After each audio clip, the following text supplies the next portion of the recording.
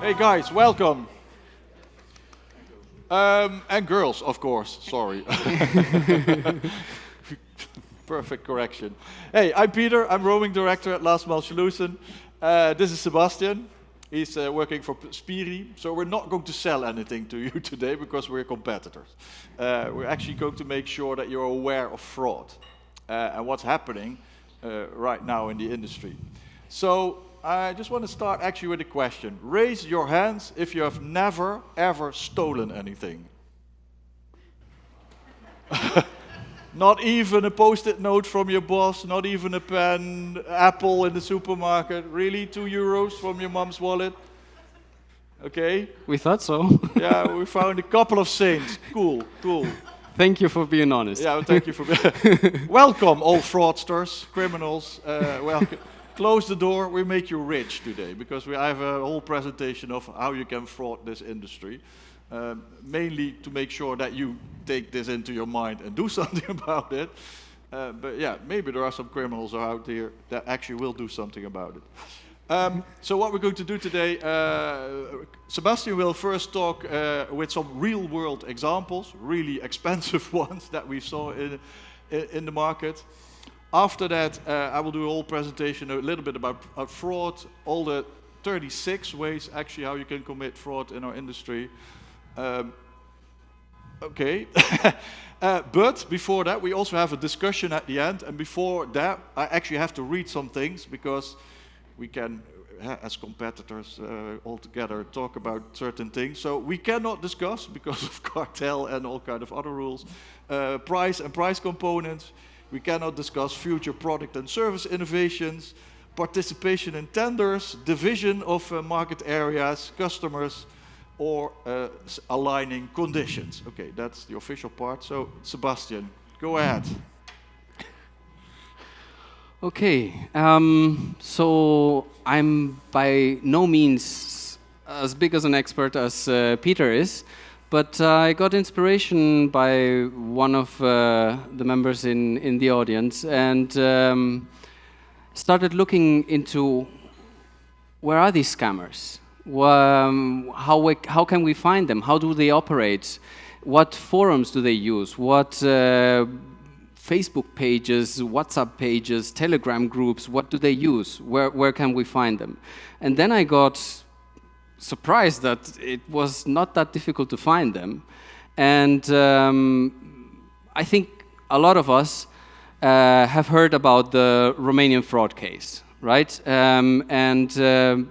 What is the Romanian fraud case? And the majority here have suffered them, or if you are not aware of that, that is worrisome. You should be aware of that. It is basically certain taxi companies offering free charging somewhere. Offering that, hey, if you use this app and use this code and use this charger, you will be able to charge for free here and there. These guys use charging spots and use virtual payment methods to access these chargers and then suddenly disappear. Have you heard about them? Yes, yes, yes. Well, so in many of you might have had these cases in your environment, and as I said, hopefully we're detecting them, staying on top of these situations, and this forum is built to inform ourselves, to let others know, hey, this is happening. Let's do something about it. So how do you do that? You can do that by gaining access to personal accounts. How do you do that? Duplicating their tokens. You could use various already known in other fields, not only in charging methods like chasing for usernames and passwords via Wi-Fi, phishing attempts, we are all aware of them, spoofing, quishing, also some people call it crishing, or similar methods. From there, they copy your RFID data and use it somewhere else. Have you seen machines to copy RFID codes? Yes, yes. Somebody else? Yes. Okay, cool.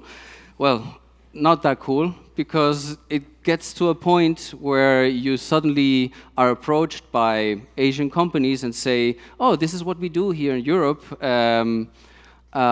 but no, by no means we will use RFIDs to activate any chargers. What we do is, and I wasn't aware of that, we use NFC, higher frequencies, more difficult to copy, and they are perceived as more secure.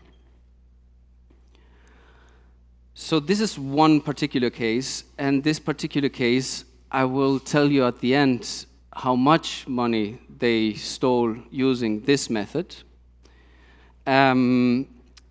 This case is by a charge point owner, maybe owner of 5 or 10 or 1 that he can control and see.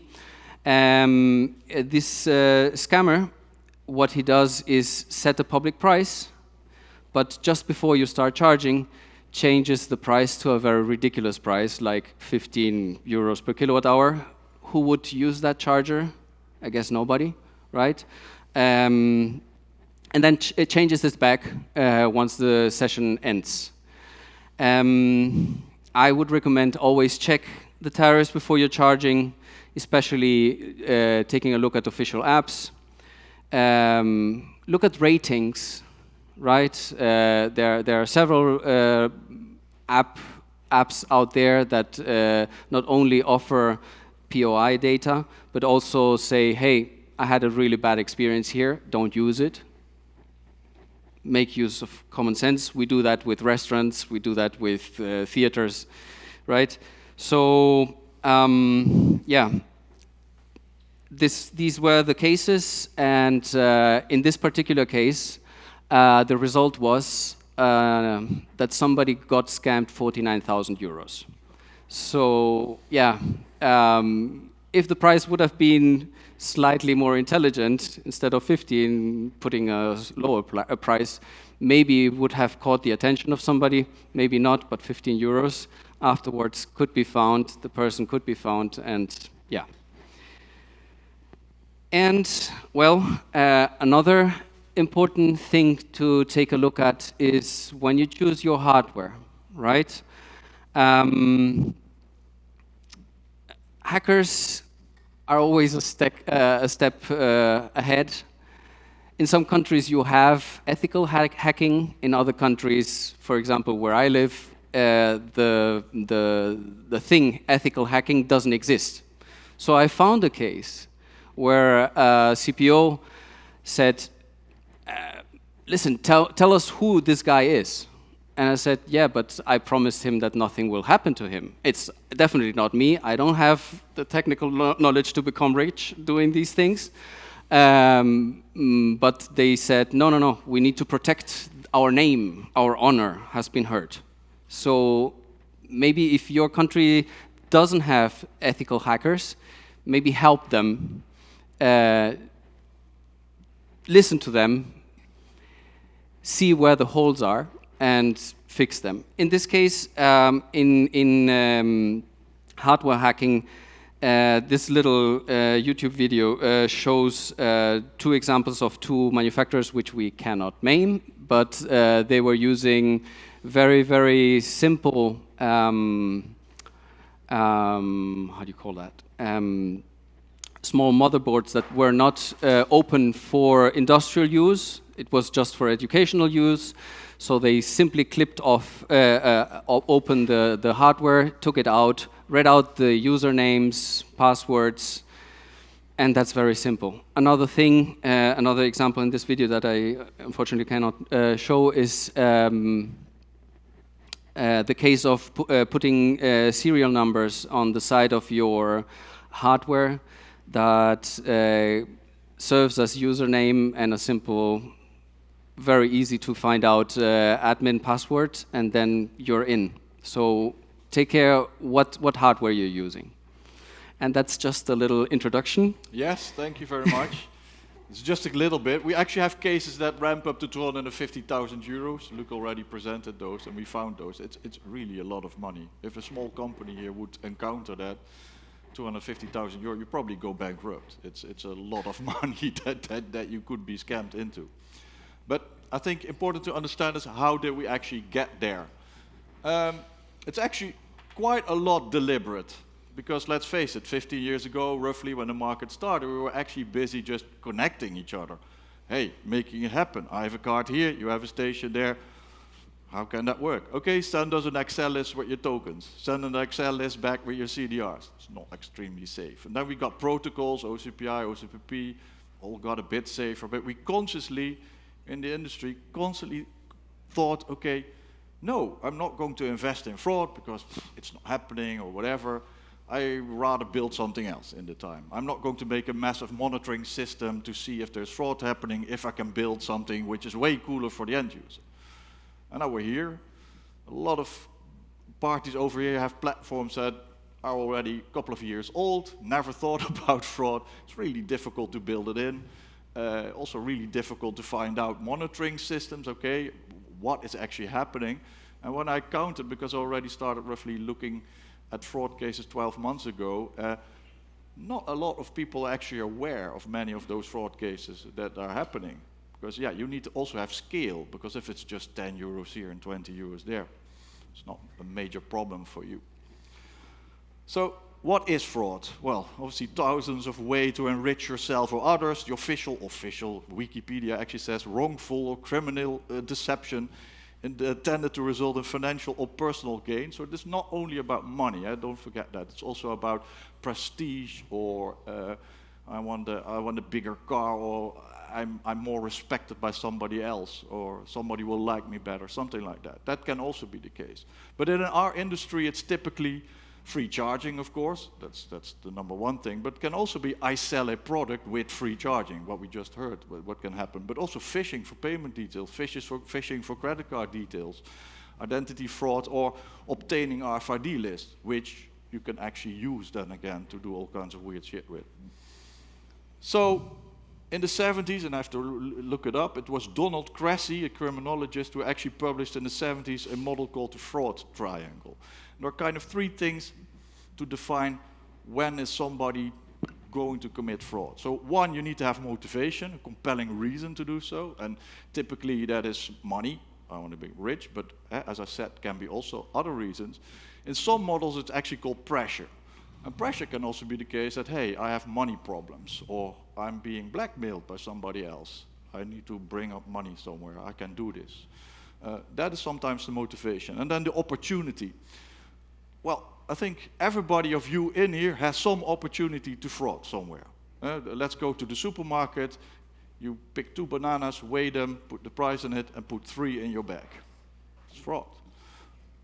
Everybody has that opportunity. But there will be people here who have access to financial systems, to all kinds of other systems in the back end. But not everybody is still committing fraud then, even if you have that access.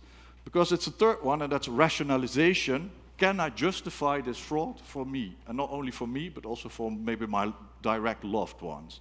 If it comes out, can I justify it? And that can actually be, a lot of things. It's actually saying, well, nobody will notice. In the supermarket, I can do this, nobody will notice, fine. But it can also be, I'm in financial problems, I cannot pay this. Or, hey, my boss is an asshole, I don't care that I steal from him. My company is making loss anyway. There's a whole pile of studies about that, who will, what's the rationalization. I've learned a lot about this in the last couple of months, to be honest, so if you want to know more, come back after but there's a whole pile of things, why somebody actually thinks, okay, it's okay to do so. And if we just, when I asked at the beginning, who never ever stole, well, it's actually quite clear. 10% of you will never commit fraud. Great, you're the saints, super. 10% will always commit fraud. Or more or less bend the rules or find a way to become richer or whatever. And 80% will commit fraud if it's about the right circumstances. Right? As I just showed you in the triangle, if the circumstances are right, 80% is equal. So we're here with 90% of you can commit fraud if the circumstances more or less are right. And with that in mind, fraud is so not committed by a guy in a hoodie in Russia hacking your system away. It can be actually, well, the nicest people you actually met, the loveliest person in your office, where you never ever suspected to actually do so. And yes, I encountered that as well. Like 15 years ago, I was hired by somebody who later had to spend 15 months in jail in the Netherlands for bank fraud. That's a long time in the Netherlands to be in jail for something like that. So it was very serious, but it was really a nice guy. So you cannot really depend on your first instinct there. And I think another component, which is actually what we already touched upon, is greed. That's one of the 7 deadly sins. But if a fraudster is greedy, it's quite easily to detect. If you just do 10 euros here, 20 euros there, another 10 here, it's really difficult to detect that in all your patterns of all the transactions that you're doing. But as said, as in the example before, if somebody just ramps up the price to 15 euros and a CDR of 2,000 euros comes out, yeah, that's easy to detect. That's really like, what the F is going on here? We need to do something. But if he would just have ramped it up to €1.50 or something, you get a CDR of 60 euros, it probably would not have popped up. So it's really something that you need to take into mind whenever you want to go commit fraud and get rich. Don't be greedy. That's the advice. So, okay, 30 ways to commit fraud and become rich. Now we'll get through it. First, registration of users. Do you know if the person is really who they claim to be? Because many of you in all your systems, there are not many that do real checks. If I say I'm Peter, am I really Peter? Yes or no? Because let's face it, everything that you do behind that is actually payments, it's transactions. But if you don't know if that person is actually the person he claims to be, that might be an issue. Because at many systems out here, I'm not just talking for LMS, I've talked with many people here in the audience also checking their own systems. You can do all kinds of weird shit. It's really, you can do blah blah names, you can do fake names, fake addresses, and still register, and you get a card. Well, if you do a fake address, that's a bit difficult to get a card at home, but if you do fake names, it's all fine. Also, typically, it's not checked whether the bank that is put in is actually valid. So some people do it, some do it the 1 cent, where they say, okay, I need a cent from you, so I have at least a valid bank account. But then nobody, really nobody, I believe, actually checks, is that bank account that the 1 cent came from really from Peter? Or is there a different name behind it? Again, that's another way that you can fraud there. You can actually put a different card there. And then what we also saw was actually, well, we have GDPR rules of privacy. So you can actually request, hey, remove all my data from your system. Well, if you're a bit too eager and too, that if somebody just asked, hey, remove all my data from your system before they had to pay, and then you have to create the invoice, it's like, oh shit, the data of that person is gone. I don't know who to send it to. So let's face it, there are financial transactions, so you need to make sure that you don't follow GDPR rules completely in this case. You have to store them also for 7 years. That's an important one. Real world case, most of them are real world cases. Identity fraud by stealing the charge card from the mail. This also happened in the past with credit cards or whatever. You actually, if you have access to somebody's mailbox, and you might think of, okay, can I have access to somebody else's mailbox? You can actually request a credit card on their name or a charge card on their name. And you can do all kinds of stuff without even that person knowing, because you actually steal all the shit just before it arrives to them. And I know of a case of a lady who actually got 3 months of invoices worth of electric driving. She has never ever driven an electric car, didn't even know what it was, what we're talking about. So it was really like, oh shit, then stolen identity. And in this case also the card was actually copied, because that's actually the next one, for the card. You can copy those, of course, which made the problem a shitload worse. But one of the simplest things is actually, hey, I'm giving my card to somebody else. And as long as I pay it myself, that's not really a problem. But if this is a card that is issued by a lease company or my employer, of course, that's not allowed to do this. It's a simple type of fraud. But yeah, the elephant in the room that everybody talks about, physically copying RFID cards. Super simple. That's a device, you can buy that, AliExpress, 29 euros, and you get a shitload of dongles with it. Super easy. But is that a problem? Really? Is this the problem, copying it? It's not. Yes, it can make the problem bigger, but it's not the actual problem. The actual problem is the systems behind it. Real-time authorization that we still don't do everywhere. We do not detect 2 sessions at the same time. Detective sessions are far apart. So if you have a session in Prague and in Helsinki within 30 minutes, hello, that's not possible. But it's those checks that we as an industry, and that's the we that I mean, that's us as industry, some of us are actually doing this. I'm well aware, but as an industry, we're not. You can also add 2-factor authentication via an app or something like that. It's all easy to do, to be honest. But yeah, it's a lot of work. You have to code it. But the thing is, and that's what I did quite a lot in the last months, I'm thinking as a fraudster, what's my business case here? How can I do this? How can I make the most money? But the problem with this is really if I have one card and I gave it away to 50 friends of me, hey, this is copied, and if somebody notices because it gets excessive, the greed gets, I block the card, and all my 50 friends are really unhappy because that card's not working anymore. And then it stopped, and then, oh shit, I have to do this all over again, find a new card, copy it again. This reminds me a lot of the credit cards. 30, 40 years ago, credit cards were also not safe. It was really, you could go in the back, copy the thing, magnetic card, even with the numbers on, you could actually buy stuff. But they created one, the EMV chip, which is of course safer, but actually it was the system behind it again that made it. I once had that as well when I booked something and it was paid twice. I just got a call from my bank. I was like, ooh, how do they know? But they simply said, hey, are you now paying twice 2,000 euros? No? Okay, we'll block that one. It's that actually makes the difference. And regardless whether it's a credit card or an RFID card, it's that what we need to improve. So getting back to more issues with cards and IDs, it's actually duplicate UIDs in the market. Yes, they are there. We sometimes see that. So we have overlapping UID numbers in the market. Typically when you buy the cards in China and they're not registered and they're cheap, it happens. The only way to actually solve this is actually giving each of the parties a new card to make sure, okay, hey, these cards are not in the system anymore.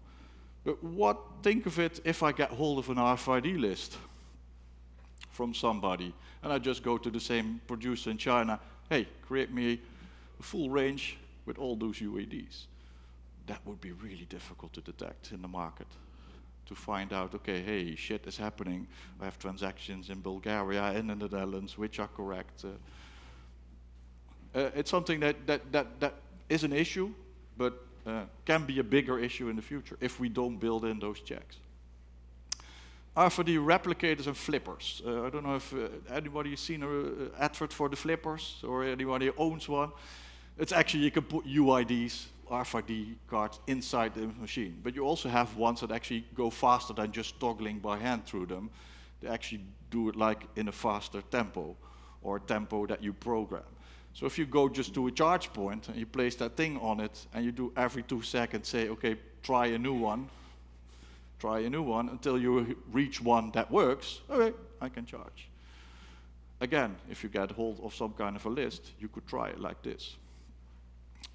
You can actually solve this by making sure that you only allow an X amount of tries within a certain amount of minutes. Because let's face it, even if I own 50 cards, it's almost physically impossible to use them all within a couple of minutes. And then this one, use contract IDs without checks in the CPO apps. So we see that in some markets where actually the contract ID that is on your card, you can use that in the app. And it's really convenient because if your boss pays it, you can then remote start, stop, or start the session on the charger but there's no check done there. So we've seen cases that people just used those share cards that you have that have a charge card in there.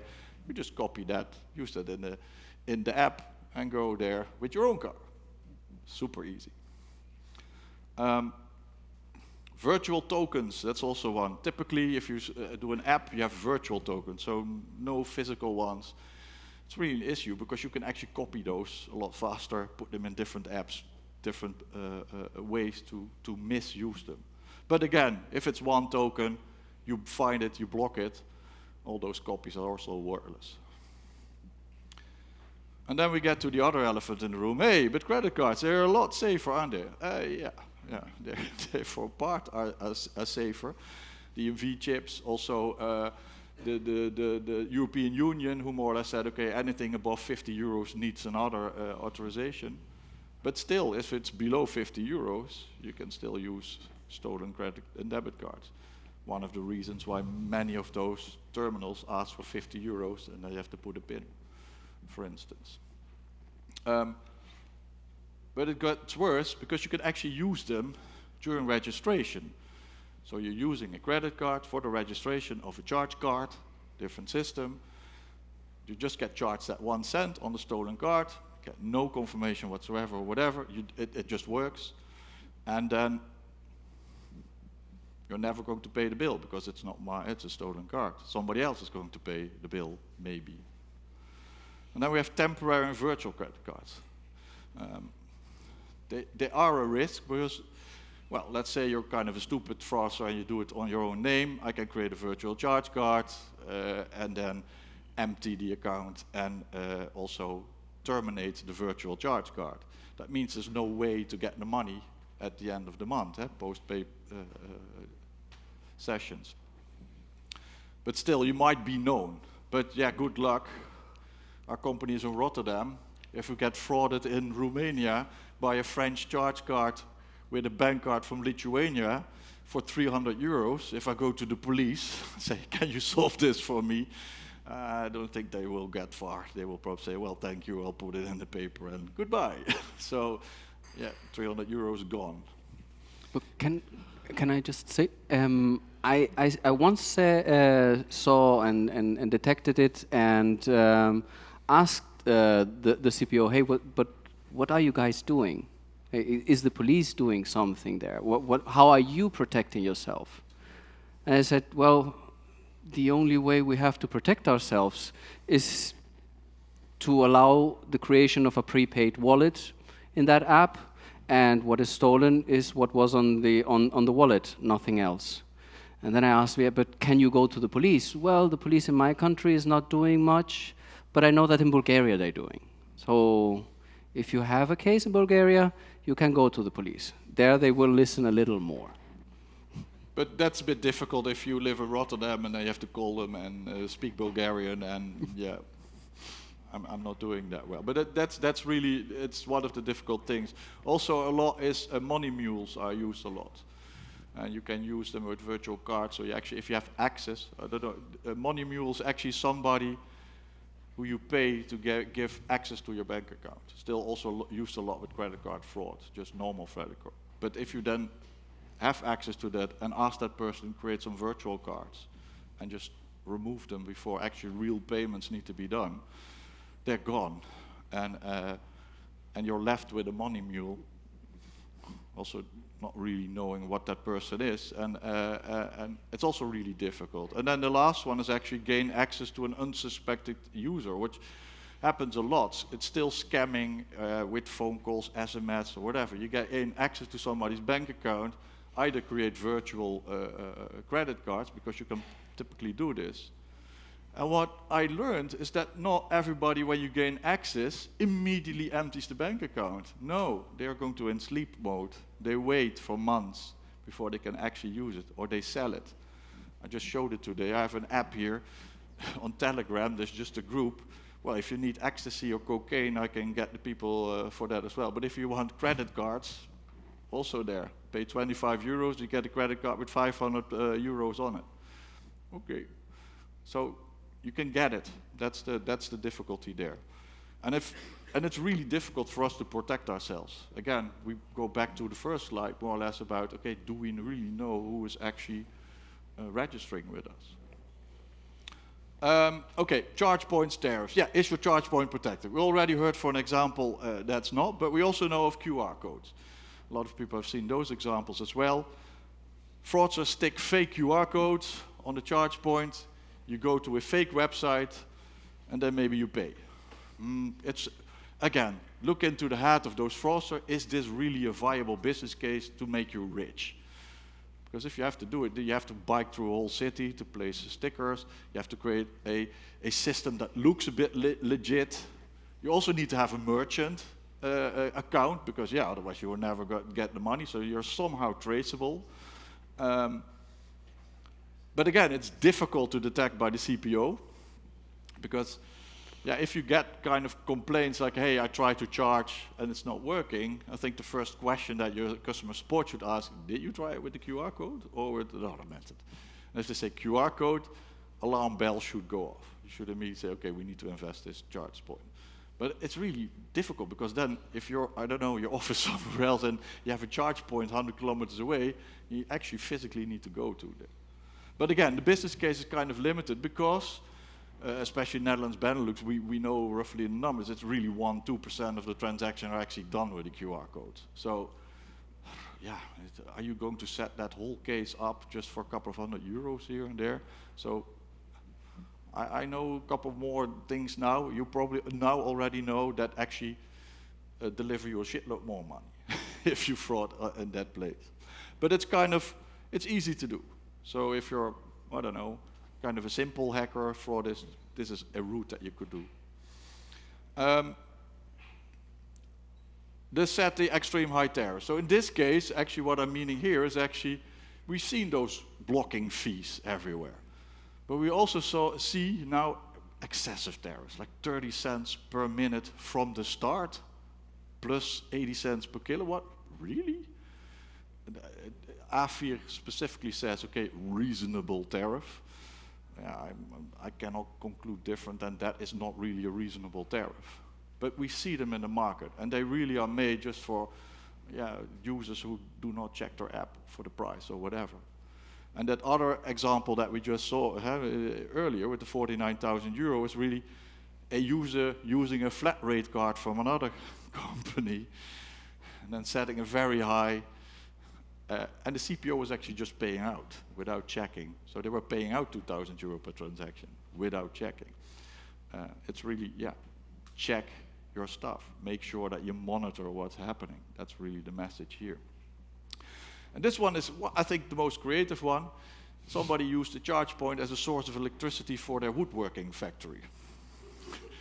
So they placed it next to or inside the woodworking factory, plugged it in, the whole factory, and did bleep with a flat rate card. And in this case, it was actually, you had them a couple of years ago, the subscription-based cards for 40 euros, unlimited charging. Well, he was doing that. He also set a very high tariff, like 80 cents or something per kilowatt.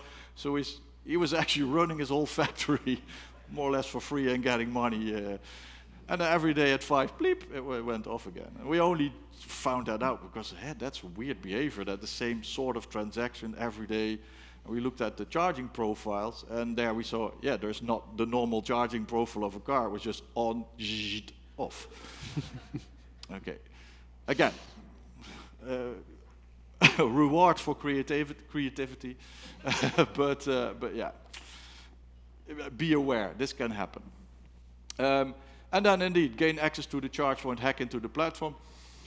It can be quite severe, because you can actually, if you really gain access, send fake OCPP messages.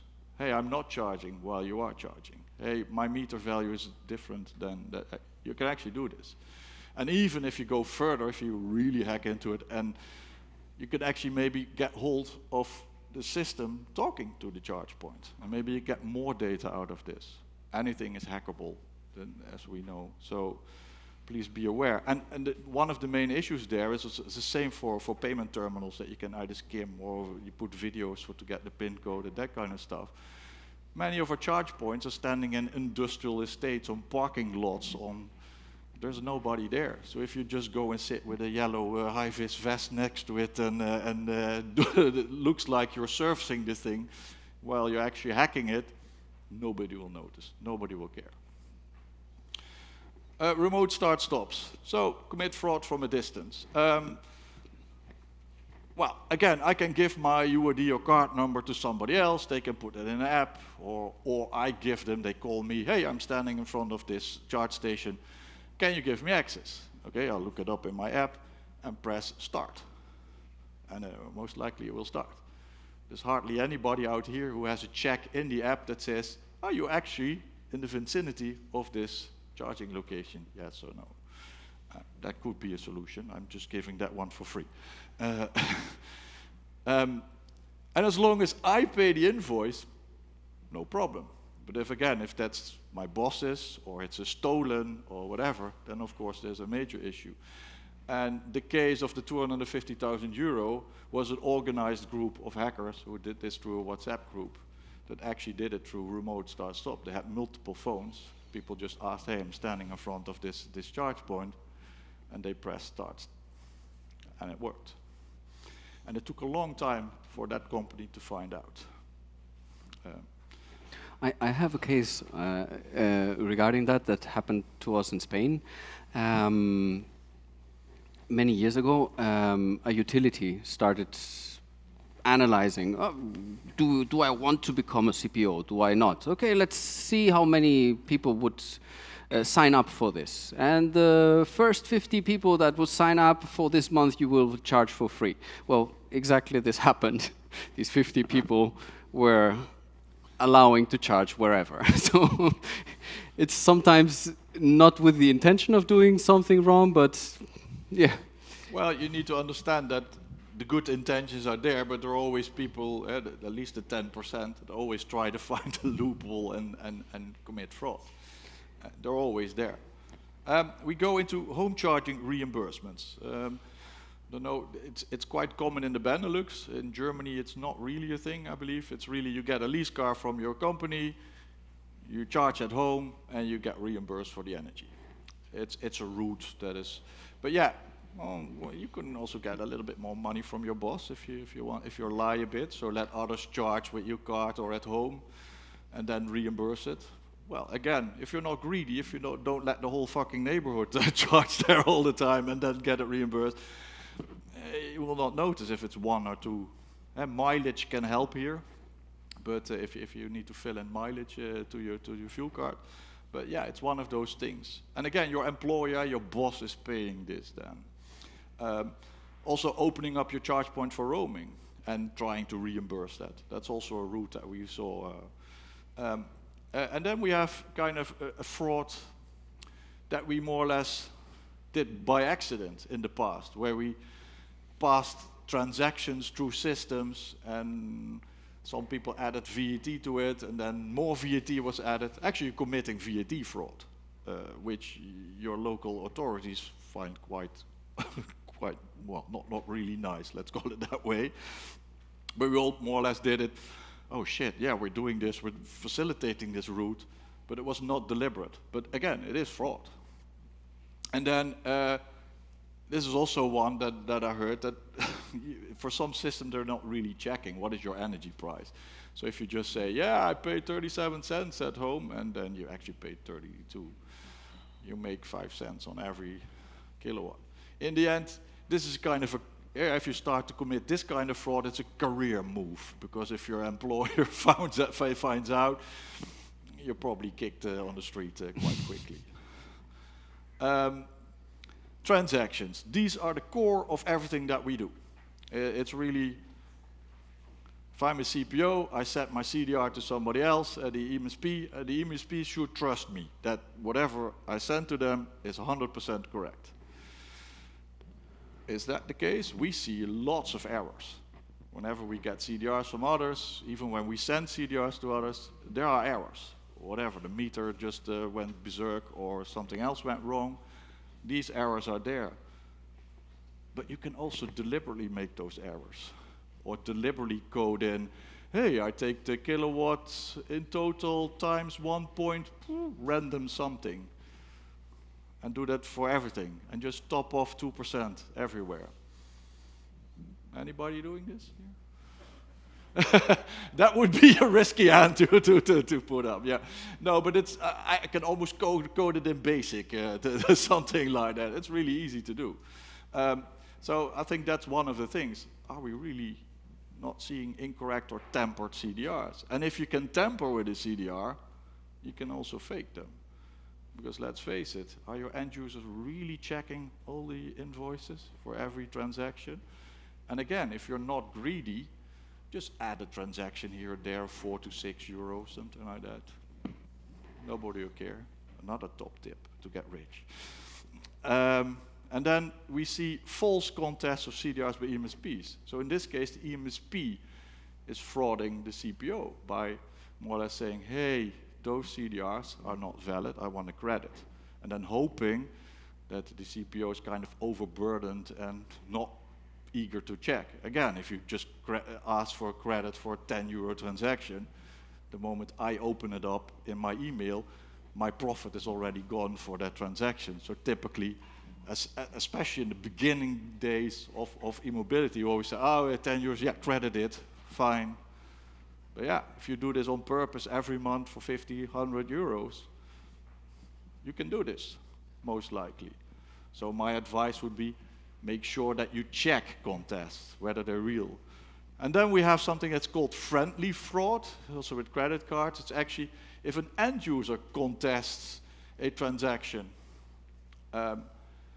either really because they forgot, yeah, I really forgot that I was there. That can happen, because also because they forgot they were there. They simply said, yeah, I wasn't there, but they know. Again, if you don't overdo it, you can get 100 euros maybe at the end of this year. Well, it's a nice dinner. So, and then the admin procedures. So hold on, we're almost there. So hold on. So the admin procedures. Is your finance and roaming team ready? That's really. So what we saw, fake invoices coming from fake EMSPs or just from fake companies saying, hey, pay me 200 euros. This is not new to just eMobility, it's everywhere, but it's still a thing that we see happening. Sending fake emails with threats to cut off roaming. I can say, hey, I'm Peter from Plug Surfing, send a fake invoice to one party and then say, you need to pay me now, today, otherwise I'm going to cut off our roaming connection. It's kind of a force that you use. I have knowledge of how it works. Yeah, and if you just find somebody who's just working there and doesn't want his head cut off, they might just pay the invoice to a completely different company or different number than it should be. And it's the same, the CEO fraud. We are actually overwhelmed at this moment in our company by lots of emails to our finance teams from people saying, hey, I'm Eric, the CEO, or hey, I'm Jacco, the COO. Can you pay this invoice? I'm on holiday, I don't have access to, or whatever. That's, well, you can find shitloads of information about how that worked. But yeah, somehow these fraudsters has found our world as well. And then roaming partners. We're here, all happy-clappy, hugging each other, roaming together. But can we actually trust each other? That's really a thing. Because are you roaming partners financially viable? I mean, yes, there are some Shells and BPs and whatever. They probably won't go bankrupt and they probably finance that department well. But yeah, really, if you're going into a roaming connection with somebody else, are they still there in a year from now? Especially if they're an EMSP ramping up fast, are they going to pay their invoices? I think there was an example for Elva, for instance, like 2 years ago, who went bankrupt. Well, they left some unpaid invoices in the whole industry, everywhere. And luckily they were small, so that was not really an issue, but it can happen. No, it's not fraud, but that question is more like, okay, hey, think of other things that can happen whenever you don't know what the other party is. So, because you can also set up a fake CPO. I think I might have seen one or twice one of those. It's really unsure whether it's the case, but it's really You can actually do it to extremists. You have 100 stations, but you claim that you have 2,000. Create fake CDRs, build it up. Do everything that I just told you in all those other examples. And you can create a massive case. And harvest also a lot of data. But this was an example. Maarten, who actually brought this, create a fake MSP. And you actually find the scam end users. Say, hey, for 29 euros, 29 cents. It was actually Paula from Fastnet who brought it up. So thank you, if she's here. Who's there? She's there. No, but that's something. If something is too good to be true, then it most likely is too good to be true. And then you can also set up a fake EMSP, start roaming, but go bankrupt, or already think at the beginning, I'm never going to pay out. To be honest, what I've encountered also through Hubject and other is that sometimes you have an open offer there, people just connect to it, but weirdly enough, they never reach out. And I also found out that they reach out like, okay, hey, it's not working. Why is that? Yeah, because we have to configure something. It's like, if I don't know who you are, where to send the invoice to, why should I do this? But I know that there are systems out there that are hindered by this because they more or less open up to anything that happens on that open offer. Open offer, connect, works. I would advise to not do this because this opens up to parties like this. And then the fake employee. Again, if I would say, hey, I'm Peter from Plug Surfing, and I would go to my company and say, hey, by the way, our systems are down. To make sure that my invoice is getting paid next week, can you send me all your UIDs and all the CDRs of the last 3 months? I think probably in 80% of the time I would get that data. But that data is extremely valuable. You can do so much bad things with that. So please make sure that your teams are aware that sending that kind of data should never happen through emails, or unless you actually know who you're talking to. So, 36 ways to get rich. But now, what are the things that you can start to do today, or plan it as soon as possible?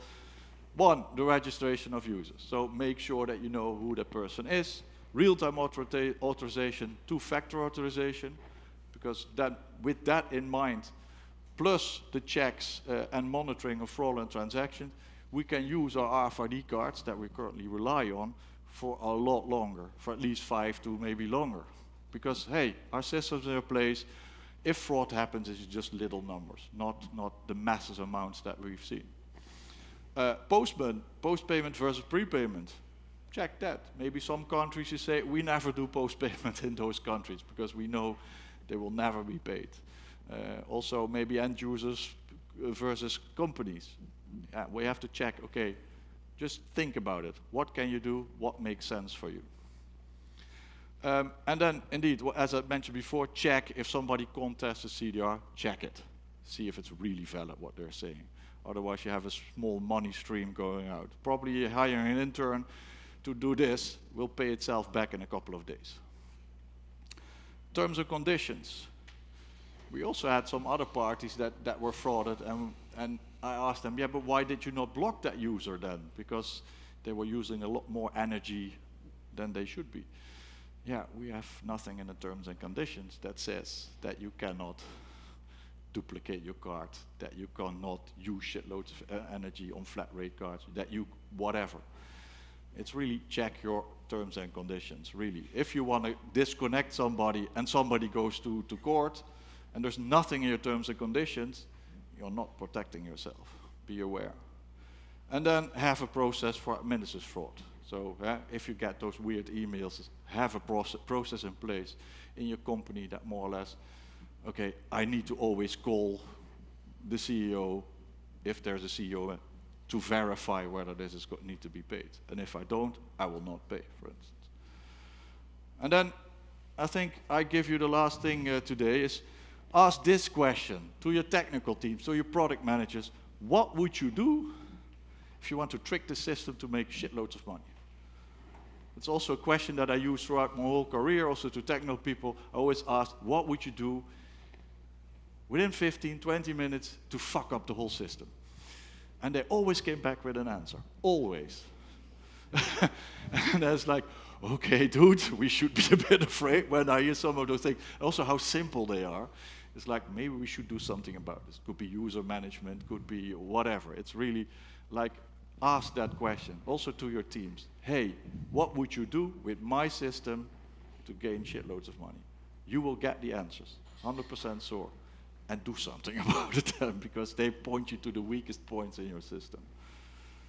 So we have some discussions that we could do, but we could also do questions. But I raised a couple of things. Maybe we can set together requirements on terms of data quality, define and inform everyone on fraud cases. That's why I'm here on stage. I actually saw nobody knows about these cases. That's why I'm here, to tell you. I'm happy to do this in the future as well. So if you see cases or whatever, I will use them. I anonymize them, by the way. As you mentioned, I only mention my own company sometimes, but typically I don't mention any brand name out there. I think we also should check as an industry, can we get legal advice? Are blacklists okay? Probably not, I have to answer. And I think what would be wise if we would collaborate together, although we are not able to talk about all kinds of stuff, but could we collaborate within eViolin, Charge Up Europe, EV Roaming Foundation, Sharon, all kinds of other branch organizations. So with that, that's it.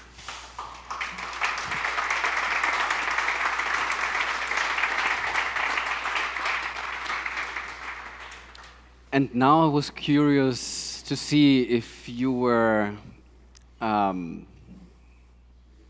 open to look into what happened in your own cases. I know, for example, I spoke to people in the room that even spoke to the damn scammer on the phone. He was so dumb that he called the customer support line, and maybe if the hand raises, he can speak about the topic if he wants. Yeah? Thank you. I wasn't left with much of a choice there, huh? Yeah. Can you first say who you are and for what company, or do you want to do it anonymously? No, I think I'm a little bit conspicuous in my T-shirt here. Hi, I'm Dan. I'm the co-founder and CCO of Tap Electric. We are, among other things, an MSP. We, I guess this is back in June, started seeing instances mostly of stolen credit card fraud. Luckily, we caught it very early on. We have some automated systems to flag suspicious users. We happened to flag a user and automatically shut them down. And shortly after, got a phone call. There was a couple instances of this, but we got a phone call from one in particular, which is like a very classic scammer call, with like crying children in the background, and they're asking why they aren't able to start their session. Didn't really sound like they were at a charger. We started talking and said, oh, well, it seems like your credit card's stolen. We flagged your account and stopped it. And this person was very unconcerned about the fact that their credit card was stolen, and just sort of continued to ask questions. And really what they were trying to do was identify like what we're doing and to learn more information about the system. Which actually, I don't think I think it's actually wise of them to try to learn as much as possible. They were totally unconcerned about having a stolen credit card, which kind of alerted our support people that this was probably not a legitimate person. Yeah. Thank you. And I spoke today also to other people that said, well, this never happened to me. Great that you are bringing these cases up. But what should I immediately do? Well, as Dan said, if you set up some alarms, or as Peter also mentioned, can we build a big bell where we all ring and tell ourselves in the industry, hey, we don't want this to fail. I think you explained it once to me that if one fails, it could happen again. And the effect. Yeah, we have a rippling effect in the industry, and that's really important to understand. Again, if Shell would go bankrupt 10 days later, most likely 10 other companies would go bankrupt simply because they were not paying out their biggest amount. And then 10 days later, probably 20 companies would go bankrupt. It's a complete rippling effect. Well, hopefully Shell will not go bankrupt in this case, but let's face it, if we have pure e-mobility providers, or one of them with a massive debt to others would go bankrupt, it will definitely impact the whole industry. And that's what we need to know. That 250,000 euros was covered in the end by a big company, but that was a small one. Yeah, that would have immediate effect. Yeah, thanks. Hey, Arne. Hey.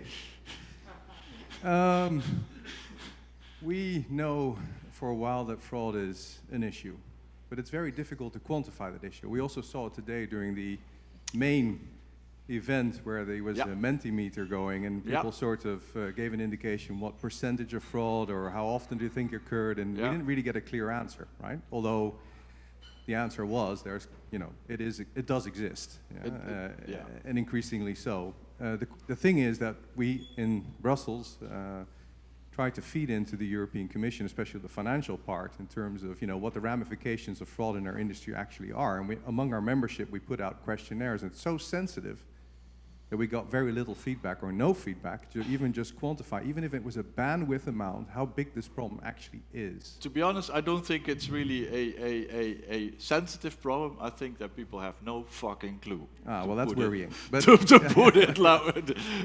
It's really, I think, even in the most advanced companies out there, they do not have an overview of all the transactions that were fraudulent, what the type of fraud was. They just don't have it. It's it's quite new, and it's frightening that they don't know it. Yeah. And then you find companies that have whole task force that when the alarm bell rings, they sit together, be it Saturday, be it Sunday, and says, we need to do something about it. Okay, well, then give you another example of how you might possibly fraud on public charging. We have 37, shit. Maybe. Basically, it's, when a station is offline and not communicating to the back end, you can authenticate sessions, can't you? You can Sometimes, you can use a library card for that, not even a charge card. Well, that's the thing that was indeed, I didn't include it because I know that example indeed. It was typically in the past, because it's a setting typically on the station where you say, hey, if somebody arrives there, I'm offline or whatever, then I authenticate more or less anything. Whenever I get online, I'll check if this card is valid. If not, then I'll block it. But I didn't hear that too much recently, because a lot of people actually don't turn that setting on. It was really, I think, an early days one. If it's still happening, people don't turn this thing on. If it's offline, the thing is offline. Don't let someone just steal your energy. It's still relevant. But you can also actively, of course, make sure the communication is made to be impossible. Therefore, that's wrap it up in tin foil, most likely. Also, master keys.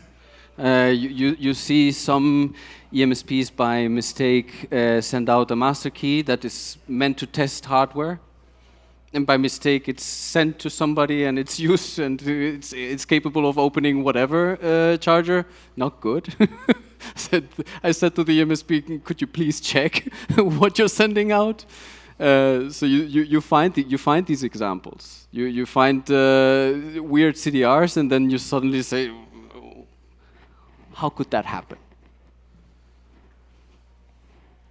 Hey, I'm Claudio from Raji. I'm wondering if a lot of things that you mentioned, I thought of blockchain. I'm not sure if. I'm not sure what your opinion is.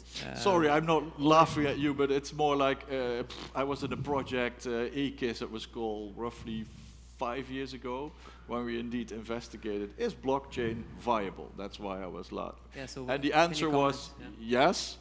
But unfortunately, we're too far gone in the industry, because we already had OCPI at that time, and OCPI was heavily done. And the second problem with doing blockchain is really, well, you need to have some kind of independent force who owns the servers, because if you have one server that is, for instance, hosted with LMS, we could see all transactions. And although it's kind of anonymous, we could guess, okay, this is Fastnet, this is Shell, this is or whatever, what's happening here.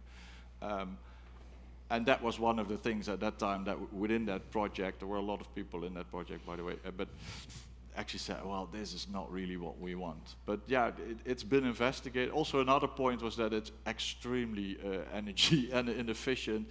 It's actually a real difficult database to create, which, yeah, is somehow safe, but let's face it, many of these cases have nothing to do with CDRs. It's gaining access and registration, so that doesn't help the blockchain there. It will only give trust between different partners that you might not trust. And I think that was also one of the outcomes there where we said, okay, yeah, but we have roaming contracts. We choose to trust our roaming partners.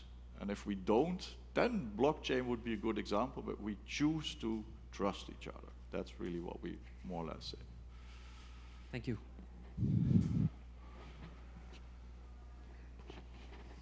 Thank you for your question. Luc here from DCS in charge of plug and charge topics. I would like to know your point of view on two-factor authentication. Yeah. Especially in regards to plug and charge. Well, I think it's something that we need for everything. That's really the fact that we have more or less two-factor or biometric or PIN codes. That's a two-factor type of authentication. Of course, if we want to do that with the RFID cards, I think we definitely need those. So just build that into your app. After X amount of transactions, somebody needs to verify in the app that it's still that person. Or, hey, I'm suddenly seeing a transaction in Romania, do real-time authorization there and just simply say, oh, it's blocked, and then boom, something on your app pops up. Are you really in Romania? Yes or no? But for plug and charge, that's roughly the same. You could do all kinds of checks. Hey, what's happening? What is the location? But again, plug and charge is a little bit more difficult to hack, typically, because we're either talking about the VIN or the UID of the car itself. So you actually know, yeah, it's the car. But yeah, if you steal a car or if you borrow it or whatever, there's still all kinds of ways to fraud. Second question, have you implemented at last miles two-factor authentication? and what was the feedback from your customers? No, we didn't. No, the whole thing is, what I presented, LMS is also nowhere near perfect, just like every other company out there. Nobody is perfect. That's the thing. We're thinking about it. Again, it's a roadmap thing. Because let's face it, I can build this. It's a UID, it's a user experience thing, UX thing. They say, okay, do we really want to go into there, yes or no? Oh shit, we also have to build it, then we have to build this and this as well. Oh, but then we need to upgrade our server park. Those are the choices everybody needs to make for themselves. So yeah, we're working on it. That's why I can present it here, that we're thinking of it, we're working on it.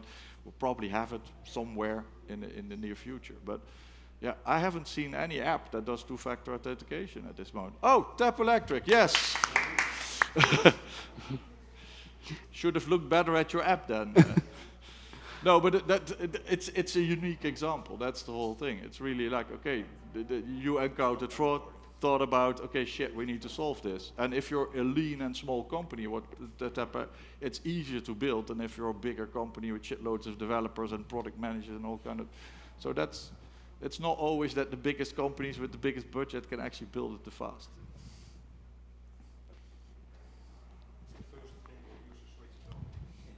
Yeah, but you can actually say, and that's the whole thing, if I would an EMSP, I would say, F it, it needs to be on. Otherwise, you're not my customer. Because it's the same what banks do. It's really PSD2 for what did in Europe for banks. Anything above 50 euros, you need to have a second one. You can do that here the same. But we have to build it in a different way. But still, you can do it the same way. And to be honest, that's my tip to you as well. If you really want to build system, look at bank apps, how they do it. Because my bank card will not work if it's stolen and flown to Thailand. It will not work there. It's blocked off in the app. I can turn it on if I go to Thailand, That's an easy toggle to do. But that's the things that we should think about. It's like, hey, we can do this with our cards as well. We don't have to rely on all this. It's quite easy. If you have the base blocks, you can build additional blocks on top. That's really... We had another one. Yeah, thank you, Sebastian. Peter, and maybe to you as well, Sebastian. You referred to the e-violin and charge up as well.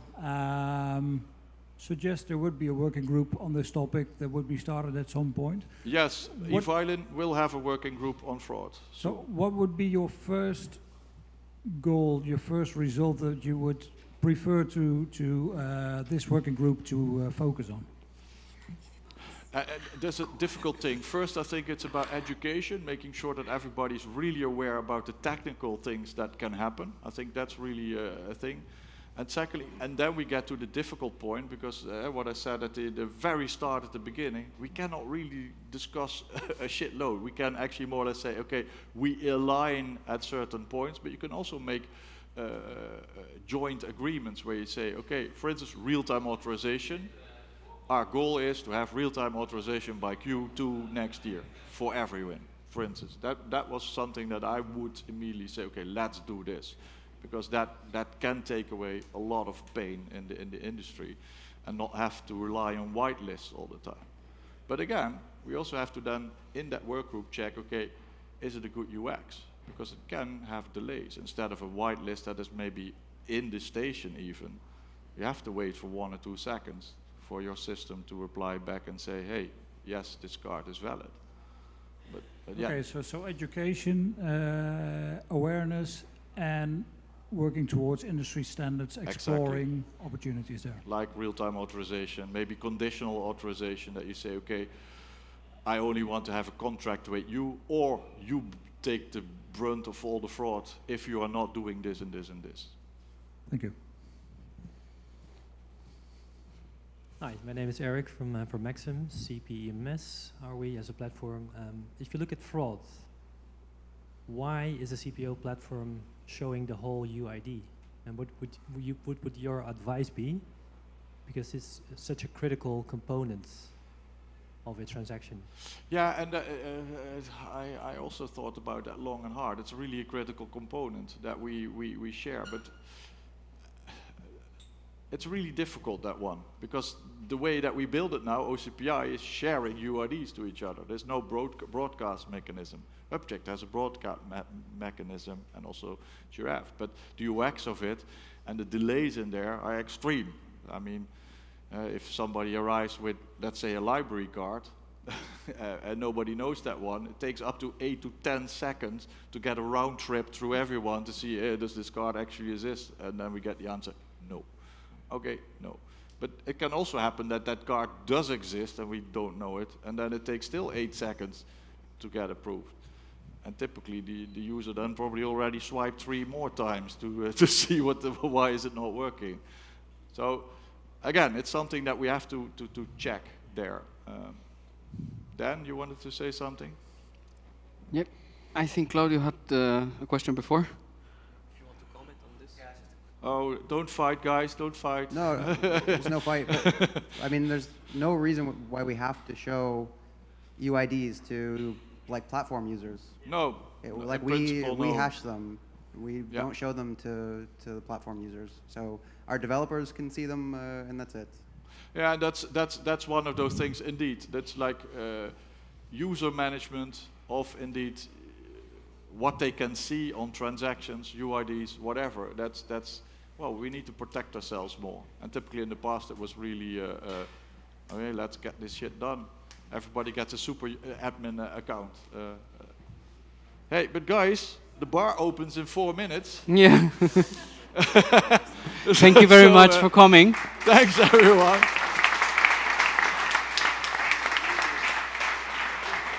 Yes.